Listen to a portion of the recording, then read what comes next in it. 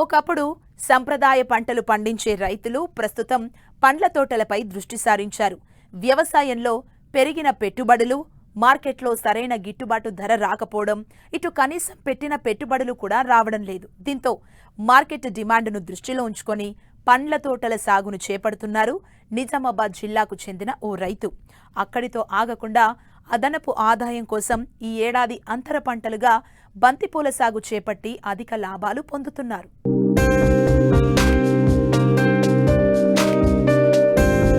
ఇదిగో ఇక్కడ కనిపిస్తున్న ఈ బొప్పాయి తోటను చూడండి. మొత్తం 6 ఎకరాలు. 2022 డిసెంబర్లో 2 ఎకరాల్లో నాటగా మరో 4 ఎకరాల్లో 2023 నవంబర్లో నాటారు. 2022లో నాటిన 2 ఎకరాల తోట నుండి దిగుబడులు కోస్తూ ఉండగా గత ఏడాది నాటిన బొప్పాయిలో అంతర పంటగా బంతిని సాగు చేస్తున్నారు నిజామాబాద్ జిల్లా ఆలూరు మండల కేంద్రానికి చెందిన రైతు జల్లాపురం అశోక్ రెడ్డి. రైతు అశోక్ రెడ్డి అందరిలాగే జొన్న, మొక్కజొన్న, సజ్జ, పసుపు, సోయాబీన్ లాంటి సంప్రదాయ వ్యవసాయం చేసేవారు. అయితే పెరుగుతున్న పెట్టుబడులకు తోడు దిగుబడులు తగ్గడం, మార్కెట్లో కూడా సరైన మద్దతు ధర లభించకపోవడంతో ప్రత్యామ్నాయ పంటల సాగుకు శ్రీకారం చుట్టారు. ఇందులో భాగంగానే 6 ఏళ్లుగా ప్రణాళికాబద్ధంగా బొప్పాయిని పండిస్తున్నారు. ఈసారి మహారాష్ట్రకు చెందిన కో-15 బొప్పాయి రకాన్ని 6 ఎకరాల్లో విడతల వారీగా నాటారు. ముందుగా నాటిన 2 ఎకరాల్లో బొప్పాయి నుండి దిగుబడులు ప్రారంభమయ్యాయి. నాటిన 3వ నెల నుండి పూత వచ్చింది. 7వ నెల నుండి దిగుబడులు ప్రారంభమయ్యాయి. వచ్చిన దిగుబడిని ఢిల్లీ, బొంబాయి లాంటి ప్రాంతాల నుండి వ్యాపారులు వచ్చి కొనుగోలు చేస్తున్నారు. మరో 4 ఎకరాల్లోని బొప్పాయిలో ఎకరంలో అశోక రకం బంతిపూల సాగును చేపట్టారు. పూల దిగుబడి కూడా వస్తూ ఉండడంతో రైతు ఒకే భూమిలో 2 పంటలపై అధిక లాభాలను పొందుతున్నారు. నేను ఈ బొప్పాయి సాగు చేయబట్టి గత ఒక 6 సంవత్సరాల నుంచి బొప్పాయి సాగు చేస్తున్నా. నేను ఇంతకుముందు చేసిన ఒక 2 టైమ్స్ వేరే సీడు తైవాన్ రెడ్ లేడీ పెట్టినుండి. ఇప్పుడు ప్రజెంట్ వచ్చి కో-15 పెట్టిన. పంట నాకు ఇక ఎప్పుడు గిట్టుబాటుగా ఉంటుంది కాబట్టి ఎప్పుడు 2 ఎకరాల నుంచి 4 ఎకరాలు, 4 ఎకరాల నుంచి 6 ఎకరాలు ఎప్పుడు చేంజ్ చేసుకుంటూ పోతున్నా. దాంతోపాటు అంతర పంటగా కూడా ఈ సంవత్సరం బంతి పెట్టిన. ఇంతకుముందు కూడా సోయా పెట్టిన, వాటర్ మిలన్ పెట్టిన. నాకు బంతి ఈసారి కలిసి వచ్చింది. 1 ఎకరంలోనే పెట్టిన బంతి, ఒక 6,000 మొక్కలు తెచ్చి. అయితే దాంతోపాటు ఇప్పుడు 1 ఎకరంలో మామూలుగా ఒక 40 డేస్లో ఒక 2 లక్షల రూపాయలు అదనంగా ఆల్రెడీ ఇప్పటికి వచ్చేసింది. ఇంకా ఉంది, ఇంకో 10 క్వింటాళ్ళు, 40 క్వింటాళ్ళు ప్లస్ ఒక 50 క్వింటాల్లో బంతి వెళ్తుంది. అయితే ఈ బొప్పాయి వచ్చేసి ఏంటంటే కో-15 వెరైటీ. ఇది నేను పూణే నుంచి ₹14.50 మొక్క తెప్పించిన. 200 ప్లాంట్స్ పెట్టిన. నాకు ఇప్పటిదాకా ఒక 85-90 టన్నుల దాకా వచ్చింది. ఇంకో 30-35 టన్నుల దాకా వస్తుంది. ఈసారి రేట్ ఏంటంటే నాకు ఎప్పుడు కూడా కలిసి వచ్చింది, కానీ ఈసారి బాగా రేటు కలిసి వచ్చింది. ఒక టన్ను 15,000 నుంచి 28,000 దాకా కూడా నేను ఈ సంవత్సరం అమ్మిన. నాకు లోకల్గా కూడా చుట్టుపక్కల నుంచి వస్తారు. నాకు ఢిల్లీ, నాగ్పూర్ ఇది పెద్ద ఎత్తున పోయింది. ఇక మిగతాదంతా లోకల్ ఇక్కడికి వస్తారు, కొనుక్కపోతారు. ₹20, ₹25, ₹30 కేజీ ఇట్లా ఇస్తా. ఇక నాకు ఇది పంట బాగానే అనిపించింది. మనకు ₹5 ఉన్న వర్కౌట్ అవుతుంది. 60 టన్ను తీసిన ₹3,00,000. ఖర్చు చాలా తక్కువ, అంటే లేబర్తో ఖర్చు చాలా తక్కువ. నీరు మాత్రం అంటే 2 డేస్కి ఒకసారి ఇవ్వాలి వాటరు. ప్లస్ ఏంటంటే మనము డ్రిప్ ద్వారానే ఇస్తాము. నేనేంటంటే కొంచెం ఆర్గానిక్ టైపులనే పోతున్నా. వేస్ట్ డీకంపోజర్, బెల్లము వేస్ట్ డీకంపోజర్తో ఒక 200 లీటర్లల్లో ఒక 3-4 బ్యారెళ్ళల్లో ద్రావణం ఒక 10 రోజులకు తయారు చేసుకొని డ్రిప్ ద్వారా ఎకరంకి ఒక 200 లీటర్లు వదులుతా. దాంతోపాటు కొంచెం ఆర్గానిక్గా పెరుగు, దాంతో సల్ల ఏదన్నా స్ప్రే చేయడము, ఆర్గానిక్ టైపులు చేస్తున్నా. కాబట్టి మనకు అంత కెమికల్, అంతగానం పైకి కెమికల్ పడతాని ఎవరు కూడా అనుకోవద్దు. అది చాలా తప్పు. మన దగ్గరనే ఉన్న ద్రావణం అంతా మన దగ్గర, మనం తయారు చేసుకొని మనం చూసుకుంటే మన దగ్గరనే ఉంది. ఇప్పుడు చూసిన దానికి అంతగానం కెమికల్ లేదు. ఇంతగానం సైజు వచ్చిందంటే కూడా మహారాష్ట్రలో అంటే అవుతుంది ఇంతగానం సైజు ఎట్లా వచ్చింది అని. ఈ రకంగా చేసుకుంటే బాగుంటుంది.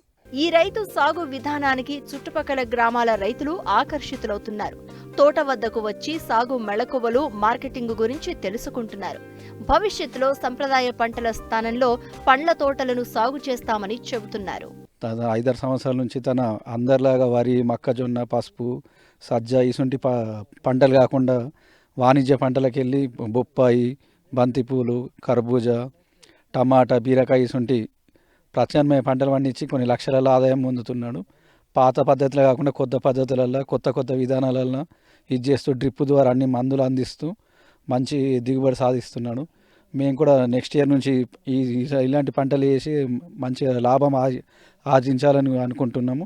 రైతులు కూడా అదే పాత పద్ధతి కాకుండా కొత్త రకంగా ఈ విధంగా వివిధ రకాల పంటలు చేసి మంచిగా లాభాలు పొందాలి. అదేవిధంగా ఇసుంటే వీళ్ళకి మల్చింగ్ కానీ ప్రభుత్వం కూడా గవర్నమెంట్ కూడా సబ్సిడీలు ఇచ్చి రైతుల్ని ఆదుకోవాలి. అశోక్ రెడ్డి గారు పపాయి పంట బ్రహ్మాండంగా తీస్తున్నారని తెలుసుకొని నేను ఇక్కడికి వచ్చిన ఇప్పుడే. పంట బ్రహ్మాండంగా ఉంది. ఇక్కడ కలుపు నివారణ కూడా బ్రహ్మాండంగా ఉంది. నేను ఇట్లాంటి పొలం ఎక్కడ చూడలేదు.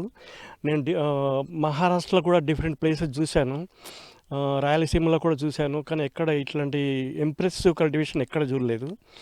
ప్రభుత్వం కూడా ఇట్లాంటి రైతులను ప్రోత్సహించాలని నా యొక్క విజ్ఞప్తి. నేను కూడా ఇప్పుడు తొందరలో చేస్తాను, పపాయ వేయాలనుకుంటున్నాను. ఈ విధంగా పంట మార్పు చేస్తూ పోతేనే రైతులకు మేలు జరుగుతుంది, లాభం గడిస్తారు. 6 సంవత్సరాల నుంచి మేము పప్పాయ పండిస్తున్నాము. చాలా బాగున్నది. ఢిల్లీ వాళ్ళు వచ్చి కటింగ్ చేసుకుంటారు. కూలీలు కూడా అంతా ఓకే, మాకు మంచిగా అంత అవైలబుల్ ఉంది. బంతి సాగు చేసినాం, కర్బూజా సాగు చేసినాం, సోయా సాగు చేసినాం. అన్నీ బాగా నచ్చినాయి మాకు. అంతర పంట అంతా బాగా నచ్చింది మాకు. లాభాలు మంచిగా ఉన్నాయి. బంతి వేసినాము, ఈసారి 2 లక్షలు వచ్చినాయి. ఇప్పటికీ ఇంకా 1 లక్ష దాకా వస్తాయి మాకు. ఇది కొంచెము ఈజీ ప్రాసెస్, కాకపోతే పంపు లెక్క పంట ఈజీ ప్రాసెస్. చేస్తే దీని అనుభవం తెలుస్తుంది, చేయకుంటే మాత్రం బాగా హార్డ్ అనుకుంటారు. మేము చేసుకుంటూ పోతున్నాం కాబట్టి మాకు ఇది తెలిసిపోయింది. దీని గురించి చెయ్యని వాళ్ళకు అబ్బా ఇదంతా ఎట్లా, ఇదంత పెద్ద రిస్క్ అనుకుంటారు. కానీ చేస్తేనే తెలుస్తుంది. ఏదన్నా కానీ చెయ్యండి తెలియదు. కష్టపడితేనే కదా ఫలితం దక్కేది. కష్టపడింది ఫలితం దక్కదు కదా. అబ్బాయి అంతా చేయగలుగుతామా అనుకుంటే చేయలేము, చేస్తామా అనుకుంటే చేస్తాం, అంతే. సాగు భూమి తగ్గిపోతూ ఉండడం, చిన్న కమతాలు పెరిగిపోవడం వంటి కారణాలతో వ్యవసాయంలో నేడు రైతు మనుగడ ప్రశ్నార్థకమవుతున్న పరిస్థితుల్లో రైతు అశోక్ రెడ్డి ఆదాయం పెంచుకునే దిశగా అడుగులు వేశారు. ఇప్పటికే 2 ఎకరాల్లో వేసిన బొప్పాయి పంట నుండి దాదాపు 110 టన్నుల దిగుబడిని తీశారు. మరో 30 టన్నుల దిగుబడులు చేనుపైనే ఉంది. మార్కెట్లో సరాసరి 15,000కు అమ్మగా 16,50,000 ఆదాయం వచ్చింది. అంటే మరో 30 టన్నులకు 5 లక్షల ఆదాయం వచ్చే అవకాశం ఉంది. అంటే 2 ఎకరాలపై 20 లక్షల ఆదాయం. పెట్టుబడి 2.5 లక్షలు పోగా దాదాపు 17 లక్షల నికర ఆదాయం పొందుతున్నారు. అలాగే 2023 నవంబర్లో ఎకరం బొప్పాయిలో అంతర పంటగా బంతిని సాగు చేశారు. ఇప్పటికే 6 కోతలు కోయగా 40 క్వింటాళ్ల దిగుబడిని తీశారు. మార్కెట్లో సరాసరి క్వింటాల్ 6,000 చొప్పున అమ్మగా 2,40,000 ఆదాయం ఆర్జించారు. మరో 15 క్వింటాళ్ల దిగుబడి వచ్చే అవకాశం ఉంది. మరో 90,000 ఆదాయం వచ్చే అవకాశం ఉంది. బంతికి పెట్టిన పెట్టుబడి కేవలం 40,000 మాత్రమే. ఆధునిక పరిజ్ఞానంతో ప్రణాళికాబద్ధంగా ముందడుగు వేస్తే ప్రతి రైతు లాభాల బాట పడతాడు అని నిరూపిస్తున్నారు.